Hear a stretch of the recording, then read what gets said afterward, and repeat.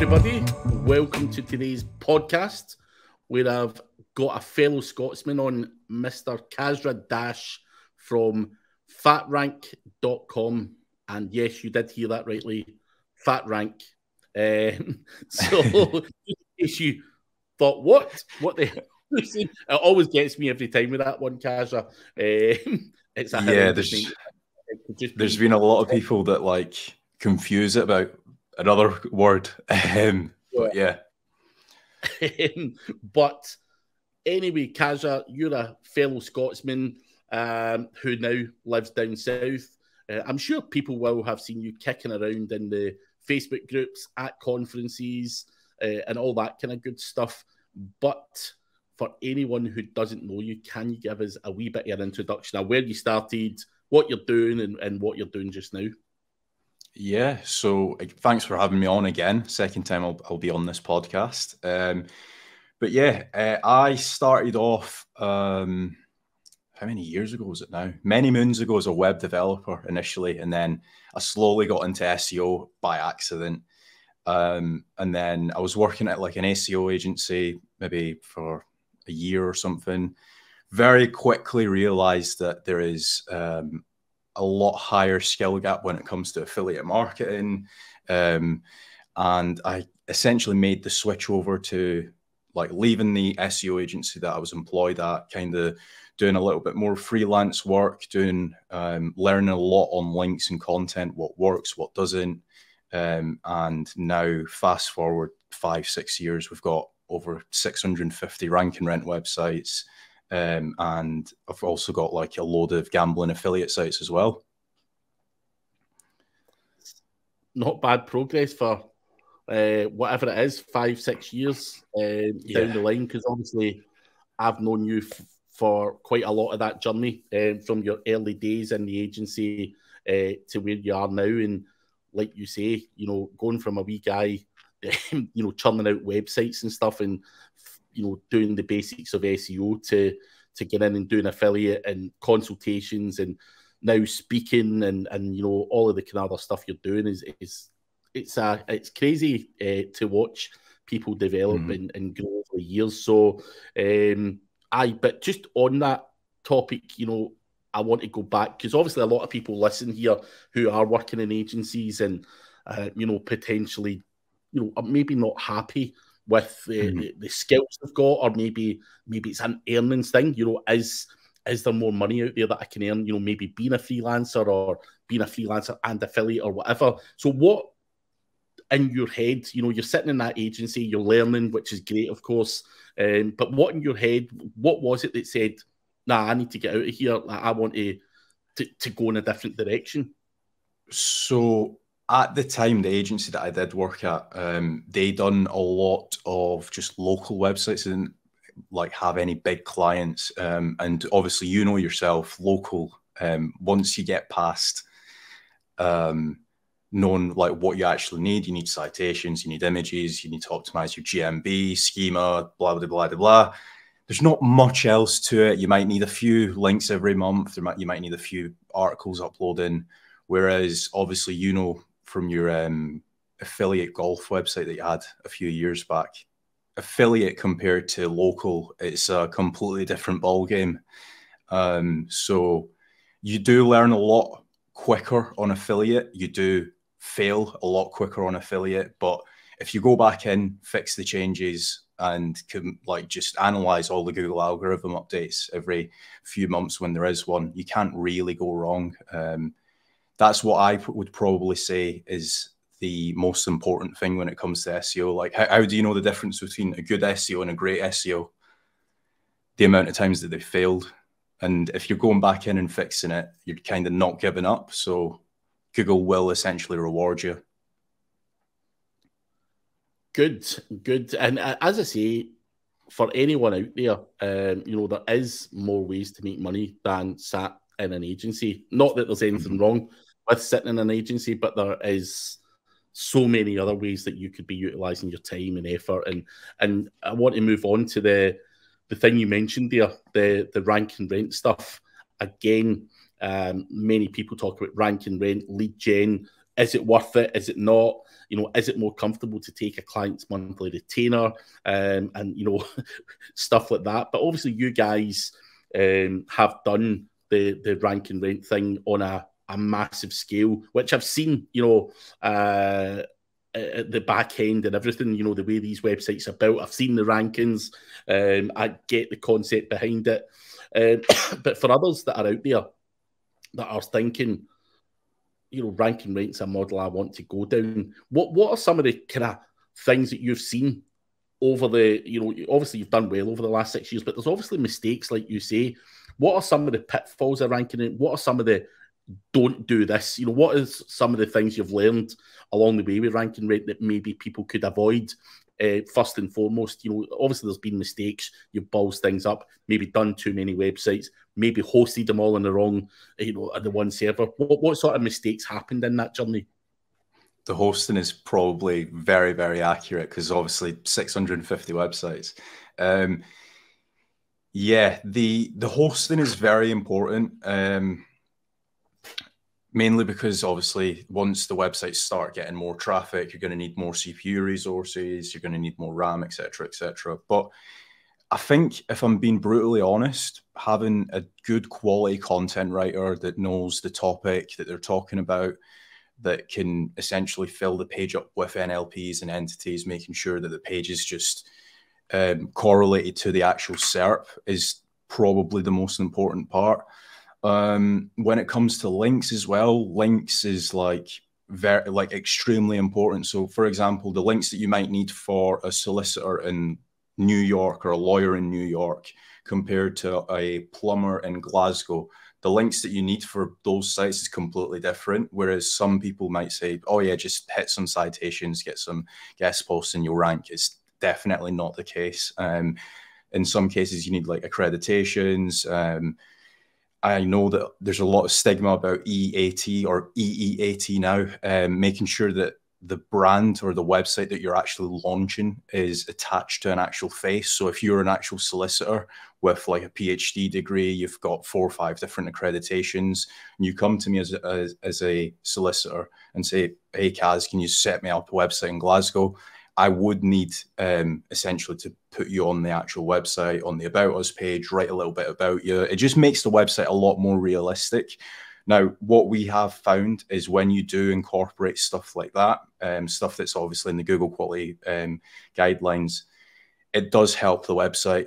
Now, if I had heard myself saying that 2-3 years ago, I'd have been like, that's crazy. There's no way Google's checking that stuff. But to be honest with you, they actually are.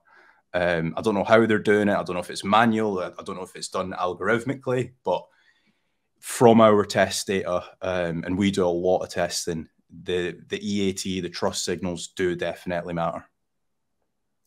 Aye, no, massively. We've seen that with affiliate websites in the past, with no about page, no person, no persona, whatever you want to call it behind it, just tanked. So the pudding there, with what people are seeing across the board. But before we move on to the next things, the 650 websites, someone's going to go, fuck, how long did that take? What did that process look like? Were you sitting thrashing out template after template after template? Did you delegate a lot of that work out? How long did all of that take? Now, I know how long it's taken. It's not been done in a 6-month period. That is probably still a work in progress. But just for anyone listening, surely, God, you're not churning out 650 websites yourself. There's other people. And have you got any idea of where people who maybe want to get to that level, ways to cut down their costs? Because you go to a random freelancer, you're talking $1,000 minimum for a basic website. So clearly 650 grands is a lot of money for lead gen to invest into it. So what were you doing to cut the cost down? How did you get that kind of scale and growth going? Yeah, so surprisingly, I've not actually built all 650 websites myself. SOPs, I think probably Mads is the best person to speak about stuff like that, like management and stuff. But you do need a good team around you, a good team that will follow an SOP. Now, that 650 has took the team over like 8-9 years now, so I can't take all the credit for it, but for the past like 400, 500 websites, it has been the systems and staff that I have put in place.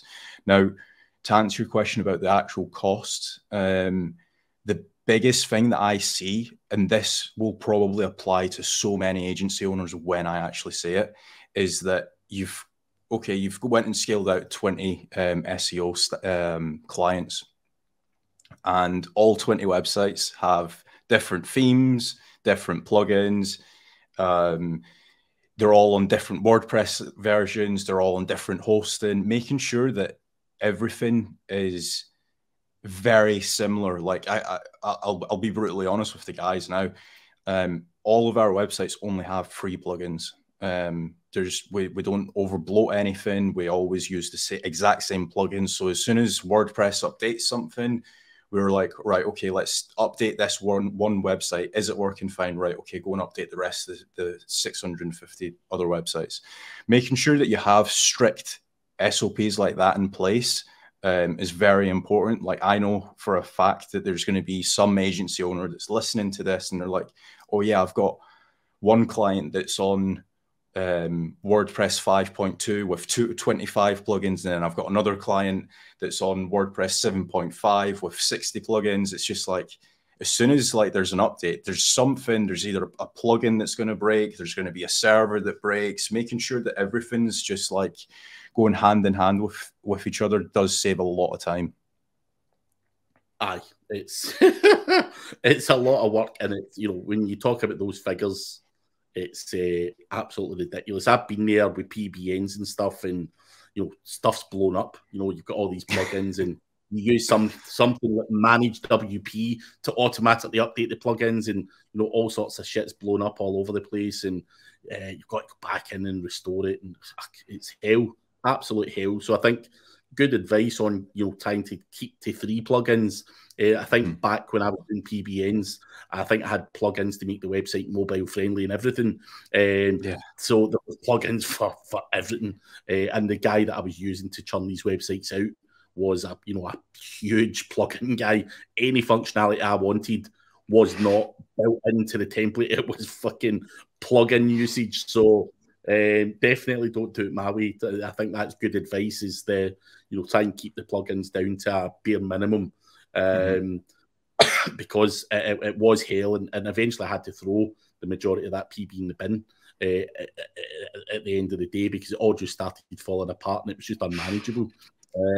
So yeah, it wasn't a great time in my life. It was just stressful, but obviously onwards and upwards away from, you know, the lead gen or the rank and rent stuff that you've done, the big topic that you probably do a lot of your current day-to-day stuff around is link building. You obviously consult with people on link building. You work with several different agencies out there who provide link building services, whether that be a guest post, whether it be digital PR, whether it be edits, and any other type of link that's available. There's obviously a bunch of different ways to do links, and link building is still important. So I want to talk a bit about that, because obviously it's a topic. You know, if anyone was to ask me, what is your actual strength, from an SEO perspective, or what is the most enjoyable thing, it was always link building, PBNs, tricking people, even just talking to people, trying to get, news related stuff and building my personal brand. It was always focused around exposure and the links that those, that exposure gets.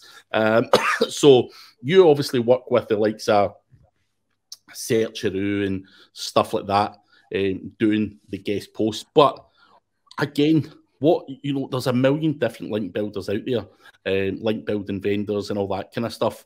Now, we all know that there is link building and there's link building. Some of the stuff is absolutely trash. there's people out there still selling money robot blasts, and not that there's anything wrong with money robot or anything. It all serves a purpose within the industry. But I want to talk about you and how you see the link building game and the kind of structures, the tiers, the automation side of it, the edits, where all them fit into your overall strategy. So when, let's say I'm a newbie, don't know anything about links, I'm coming to you for consultancy, saying, Kasra, got a good website here, all the on pages on point, really struggling in link building. How does that conversation go? What do you advise at the start when someone's link building? Yeah, so I personally, like all the consultation that I've done up until now, I'll jump on a call, and 9 times out of 10 they're overspending on links. They know that links is important, they know that content's important. They're just throwing money away like there's no tomorrow. I think from a fresh point of view, so if you went and bought a domain, craigcampbell.com, and you started scaling out I don't know, affiliate shoes, right? So you want to get into like the running shoes market. One thing that I would definitely say to you is just focus on one subject at a time. So if you have running shoes, hiking boots, heels, etc., just break the website down into 3 different parts at that point, right? So only start ranking the running shoes niche to begin with. Essentially, like, the reason why I say that, I'm a massive firm believer of breaking down a 40 wall, both from a content point of view and from a backlinking point of view, making sure that you have power going through to all your pages in that silo, and then move on to any other subjects with the site. So if you have 500 articles talking about running shoes, 600 articles talking about hiking boots, don't touch the hiking boots just yet. Make sure that the running boots is obviously ranking first, and then move on to the hiking boots. Now, the reason why I say that is because there's a lot of people out there that will build, or they might have a link budget of, let's say, 10 grand. They'll build 5 grand of links to the running shoes page, and then 5 grand's worth of links to the second subject. And you're essentially just, Google's kind of confused at that point. Whereas if you were to start dominating on one niche, you essentially get past the 40 wall. And then if you start uploading more articles talking about shoes, it's actually a lot quicker and a lot easier to rank. So you might not need as much links for subject number 2 on the website. So I think that's probably the best approach to it. Now, local is a completely different ballgame. Local, you probably need citations, you need power, you need relevance, you just need diversification in everything that you do. One thing that I'll also mention is that when a lot of guys like go out and buy 6-7 grand worth of guest posts, they might not see any results. It's mainly probably because you've not been doing tiered link building. The amount of guys that I speak to nowadays that have went and spent 120 grand worth of 120 grand worth of guest posts, and they've just not been doing any tiered link building. You go and look at their guest posts, and you're like, yeah, no wonder. Like, half of your backlink profile isn't even indexed yet. You need to build some tier 2s. You've probably seen it yourself. Aye, it's a topic that you see all the time. You know, people, think, just hammering out some guest posts is going to do the job. And for me, what a lot of people don't do or don't realize is a guest post, for example, yes, it comes from a website that's got high DR, but it's going to have a low UR because it's fresh content. It's not been indexed. There's no history. There's no power going to it, which is where, for me, the kind of tiered link building starts. So what can I do that's different from the average Joe, yourself out there? How do I beat you? And that is where the tiered link building comes in. What am I building to that to give myself that extra oomph to beat you to the top position? And as I say, I do a lot of consultancy and link building as well. And people are like, yeah, I'm spending a lot of money in guest posts and all that stuff.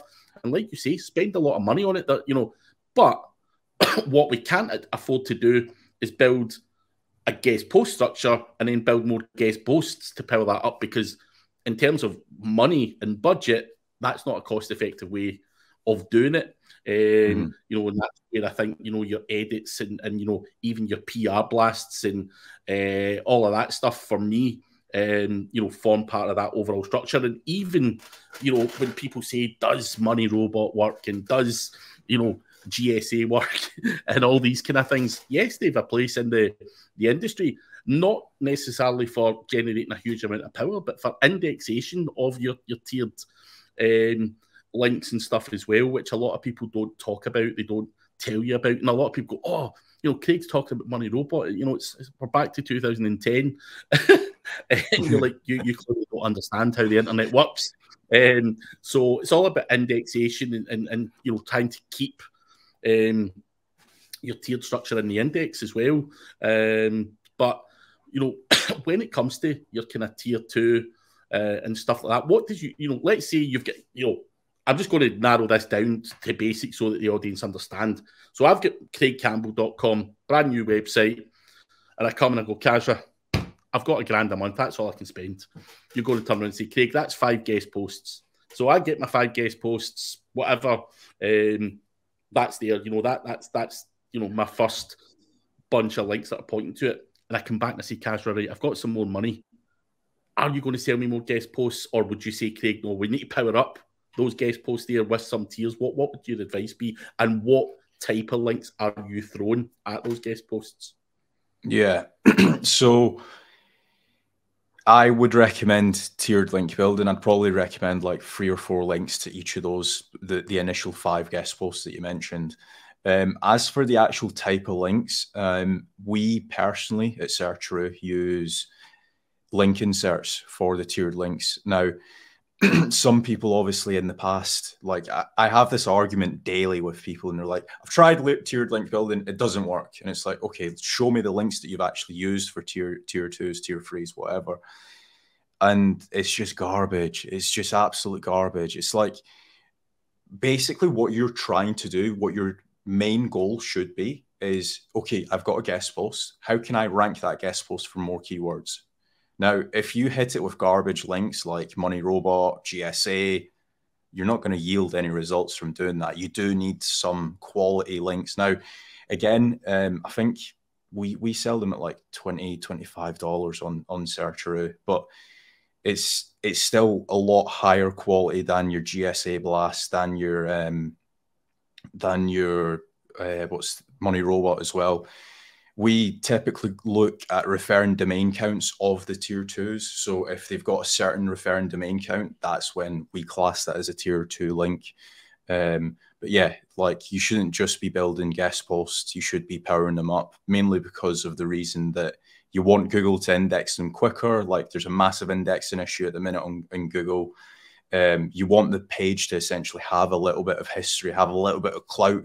And the more bots or crawlers you have going through to the guest post essentially will indirectly power up your money site.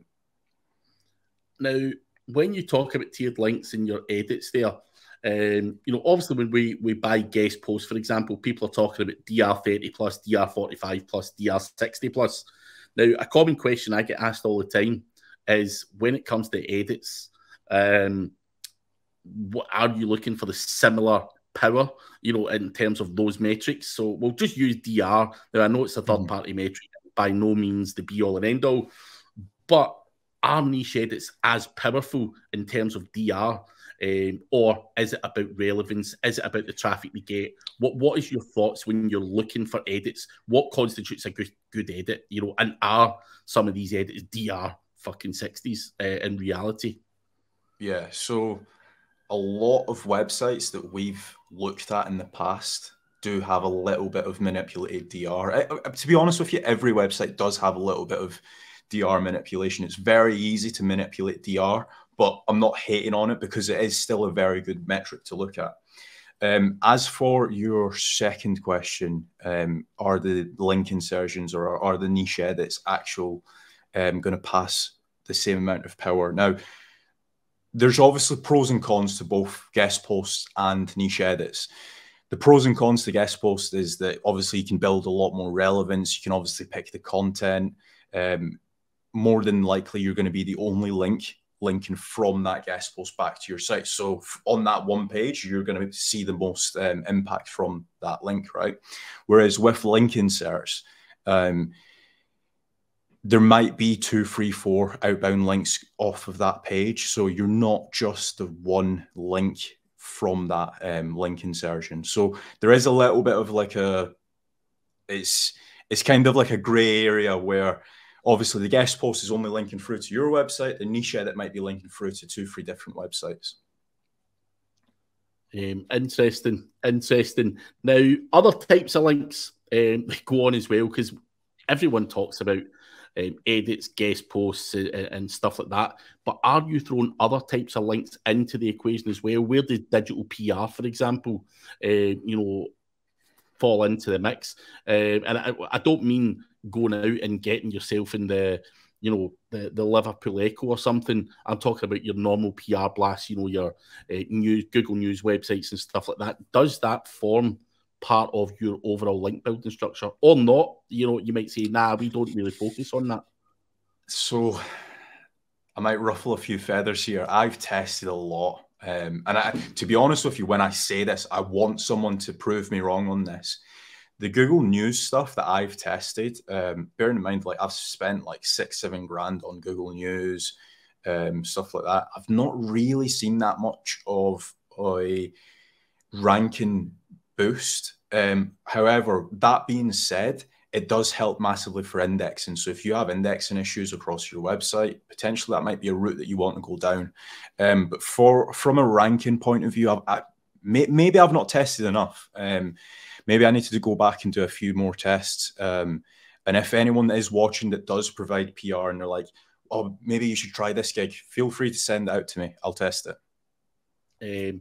Also, what I would say, and I'm not sure of how accurate what I'm going to say, it is, but I was at a conference recently and Ted Kabaitis from Cora was there, and Ted is like the rest of us, wants to make money, builds links, does the same shit we all do, essentially.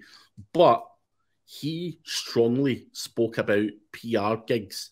And the reason wasn't necessarily the power that the PR blast gave.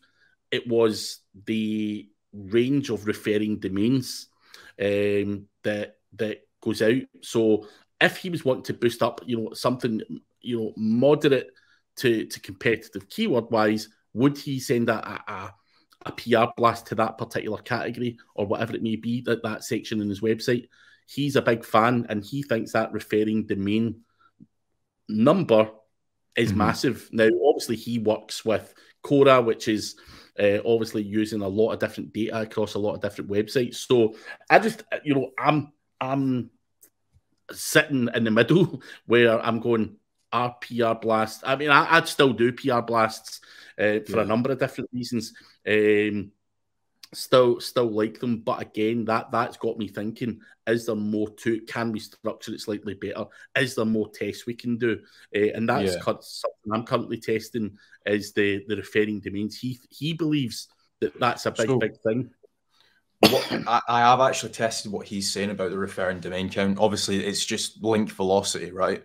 Link velocity is definitely like super important. Negative link velocity, which not many people speak about, can absolutely diminish a website, tank a website tomorrow. You go and build 60 links to your website, Craig, remove them in 2 weeks' time, see the results. Like you'll be shocked. I do break a lot of stuff as well when it comes to testing, and that was one of the things that we tested out. So one thing that I would say is Google News, I've obviously tested, didn't see that much of a result. But back to what Ted was saying, PR. Now, again, I would class Google News and PR is different. I don't know if you do the same, but Google News, obviously, I've tested, not really seen that much of a result. But PR, like, it does help getting your brand across. It helps improve your brand. So if you're trying to get like a better branded SERP, so say, for example, you're a solicitor in New York, Craig's solicitor's New York, right? If someone searches that and then they see like Yahoo Business, stuff like that, and they're like, oh, these are a bona fide company. Like, I do want to work with these guys. So it's kind of like another version of Trustpilot that I like. That's how I look at it. So if you've got like a Yahoo Business, a Trustpilot, a Reviews.io, all under your branded SERP, and a YouTube carousel, etc., it just essentially, like, you have more respect when it comes to your actual branded SERP. That's how I see it. Yeah, that makes sense. Something else I want to touch on the link building side of things is, if we look at Searcharoo, for example, you've got your link building packages and stuff like that there. And obviously some of those packages are like 10 DR30s, 8 DR45s, and 5 DR60s and all this kind of stuff. Now, when it comes to link building and someone's asking a question, do you need links every month?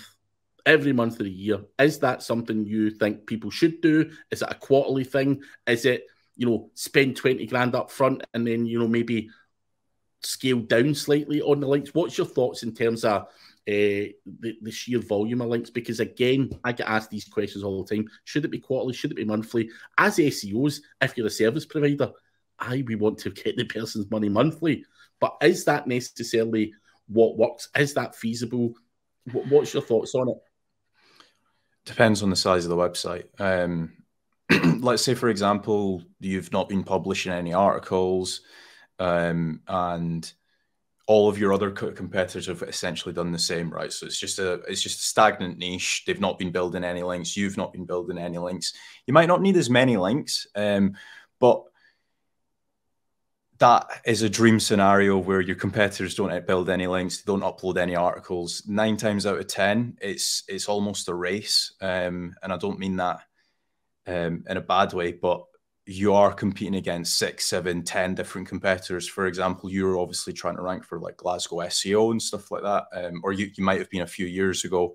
I bet if you were looking at everybody else's backlink profile, they would have been building links. And if you're not building links actively, you're going to run into some few issues, especially if your competitors land a few good links that will outrank. So yeah, I would personally say, like 9 times out of 10, you're probably going to need links every month, depending on like whatever niche you're in. But it's very rare where you don't need any links. That's what I would say. And the one other thing that's thrown around to me on a regular basis in terms of links is topical relevance. Is something that obviously people want to, and I think obviously it's no illusion. Google clearly want you to have more relevant links to your website, rather than you being a florist linking to my SEO website. There's no bloody relevance there. So I think obviously we all know that that's a thing, but where I see a lot of people getting caught up is they think if they're a plumber that they have to have a plumber's bloody link to the website, and it gets very frustrating for me. When you're explaining that to people, you're like, dude, home improvement, a builder, whatever is still relevant. What is your thoughts? And I'm not asking how relevant something should be, because obviously if we can get a plumber's link, it makes sense to get that. But how loose would you go? Where does the fucking line stop where you're going, hey, that's a bad link? That's, to be honest, it's a really good question. Yeah, like I've recently released a course, and I actually went into detail about this because it annoys me when people say, no, it needs to be plumbing. It's like, according to who? According to your competitors, they've not got only plumbing links, right? Starting off, yes, go and get all the plumbing links that you can. But I'm telling you now, if you're a plumber in New York and you want to try and rank, there's going to be a finite amount of links. There might be, let's say, 10 links that you can get that are all talking about plumbing. They might have videos on all their articles. So it's just completely plumbing related website. What are you going to do for the other 300 links that you need to acquire? Like, you can't just get plumbing links. And that's when I would say you need to be a little bit more loose. And to be honest, that does take time. Like, there's not like an easy way of saying, right, okay, I'm going to go and acquire 10 plumbing links. So you might end up acquiring 1 plumbing link this month, 2 plumbing links the next month, and 1 link the month after that. But then you need to obviously mix and match. Like, there's a lot of people that just want to build power. There's a lot of people that just want to build guest posts and like relevance. And 9 times out of 10, when you look at those websites after an algorithm update, they're the ones that end up getting slapped because the website owner has just neglected relevance, or they've neglected power. They've just went for one or the other. I think that both is very important, both power, both relevance. Now, to say that you're going to get a powerful, relevant link talking about plumbing, there might be 10, 15, 20, 40 links. But then you might need, let's say, you might still have a link deficit of, let's say, 200 links. So all 260 links isn't going to be talking about plumbing, isn't also going to be powerful, and it's just a very, very, very vigorous list, and it's an unrealistic list. And I think that's what a lot of SEOs end up over analyzing. They'll load up Ahrefs, they'll look at their competitors' lists, links. By the time you've loaded up Ahrefs, by the time you've spent 3 days analyzing the links, guess what? Your competitors have built 5 non-relevant links that you would call non-relevant, but they're in home improvements, and it does help the website rank. Yeah. So the question I would put to you, just a wee kind of fun question. There's a DR60 non-relevant website on offer, or a DR35 very relevant. What link are you taking? Both. One or the other. DR35 relevant. Cool. Well, actually, let me rephrase that, right? If I have just started off in that niche and my website needs power, I would go for the powerful link. If I'm an established website that might need a little bit more relevance, I might not have the most powerful backlink profile, I might not have the most relevant backlink profile, I would go with the more relevant link. I would properly analyze what my actual backlink profile have, but 9 times out of 10, if you were to ask me that, I would pick both. What would you pick? Again, my answer would be something along the lines of you. It depends on where where you're at in that journey. If I'm sitting here with a DR5 and I'm trying to get up to a DR35 at that point, or whatever the average that the competition's got, then I may be swayed by power over relevance. But the point I want to make is, further down the line, you do have to get that balance right between power and relevance, and even in a local level, geographic specific type stuff.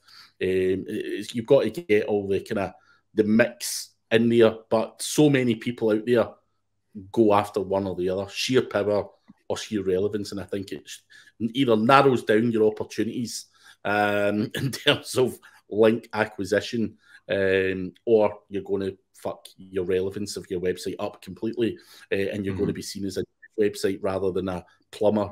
If these tools out there, like Majestic and stuff, you look at the topical relevance on there and they're like, yeah, your website is a bloody news website. You're like, no, it's not. It's supposed to be an SEO website. So yeah, you just need to bear that in mind. So it's a good question to ask for a bit of fun. Everyone's always got a different answer though, or they stumble and they're like, hey, hang on, depends. So I just wanted to see if you would dive in and say, nah, it's all about relevance or whatever. So there's always arguments to be had, and always everyone has different viewpoints on it, and all that stuff, which is all good and healthy. But you mentioned a wee course that you have recently launched. What's in there? What is it? You mentioned it obviously off air. Probably not for beginners. Probably for the more advanced people. But obviously you're not going to give it all away on here. I'm telling you about this and that. But if anyone's going, I quite like what he's got to say about links. Where can I find out more shit about his interpretation of links? That course is obviously going to be a good place. So where do we find it and what's in it? So it's on internetmarketing.gold. If anyone wants to go and sign up, it's called the Link Building PhD. So by the end of it, you will acquire a PhD in links. It talks about everything that you possibly need to know. So if you're trying to scale out links, and you don't know where to start, or you might know a little bit on links, but you don't know like what filters to be looking at, like it has it all. So like it goes in DR manipulation, true DR, spam scores. I do a little bit on how to do outreach. I mainly just pay for a lot of the links, so I'm probably not the best person to talk to on outreach. Maybe go and contact someone like BB or whatever. Yeah. But then we also have like link intersects, tiered link building, literally everything that you need to know about how to acquire the best type of links and when you should acquire links. Like a lot of websites I look at nowadays aren't even ready for links. So it'll essentially tell you like what pages you should be hitting, anchor text ratios, guest post pros and cons. Like everything you need to know about links is in that course. Yeah. No, that's cool. Internet Marketing Gold, people. If you want to check that out. But we are out of time. We don't want to bore people too much with link building chat. But if anyone wants to reach out to you for consultancy on links, to talk about links, just to talk to you, where is the best place for folk to find you? Either searcheroo.com, 2 O's at the end, or my Twitter, which I believe is Kasra_Dash. Just hit me up on there. My DMs are open for the next like 10, 15 days. So if anyone's got any questions, feel free to just drop me a message on there. I'm also on LinkedIn. To be honest, I'm everywhere. So just do a sweat search. You'll see my face. And we can obviously touch base and start talking about SEO and links and stuff like that if anyone's got any questions. Or you can also get Kasra on WhatsApp. It's 074. I will link it.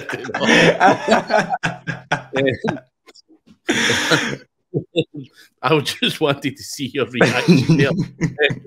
See if you would talk over the top. How would you end up getting a VA on it, mate? But so, I appreciate you coming on, mate, and talking a lot about stuff. Finally, I'm not sure if we're allowed to say this yet as such, but what you told me was happening later on in the year. I'd be allowed to talk about that? Just tell me to shut up if we're not. I think we should be able... Yeah, go on. I've already sent my photo. I should be on the poster within the next few days. So, if anyone likes what Kasra's got to say, Kasra's obviously trying to build his career, his journey, get into speaking and all of that stuff. And he has been fortunate enough to get himself on the stage at Shanghai SEO in November, which is one of the best events out there that I've personally ever been to. Not because I'm also speaking there, genuinely, speaking, not speaking. It's a great event, great crowd, and a great opportunity for you to get, how many speaking gigs have you had publicly, proper, in front of an audience? Have you had any big ones? None. So I'm gonna ramp up this year.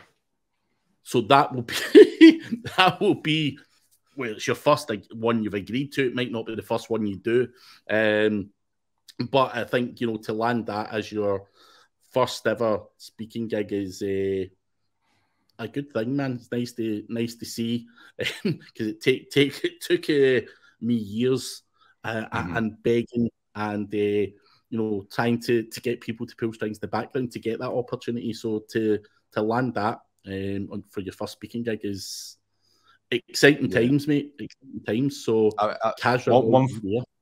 one thing that I would like to mention just as a last closing line is your network is definitely your net worth. The people that you surround yourself with do help you a long way. And I think over the years, Craig has definitely helped me. There's been other people such as Gary Wilson, James Dooley, Kyle Roof. So all of these guys are like family to me. And I probably wouldn't be where I am if it wasn't for Craig and Gary many, many moons ago when you messaged me about a certain mastermind to attend. So yeah, definitely very thankful for that, Craig. I'll never forget it. The Liverpool mastermind. It was a great night out, you know, but Dooley there, right, you come to work for me. Okay, it's just like a random, over a couple of beers conversation, and obviously your career direction changed, which is good. But, you know, I think my advice to anyone, and obviously I've seen you as a young guy, you know, making these movements. I've seen it with Gary Wilson. And the big thing that both of you guys and many other guys that I've dealt with have done is actually took the time, the effort, the cost. You know, no one paid you to come to Liverpool Mastermind. You drove up in your own car.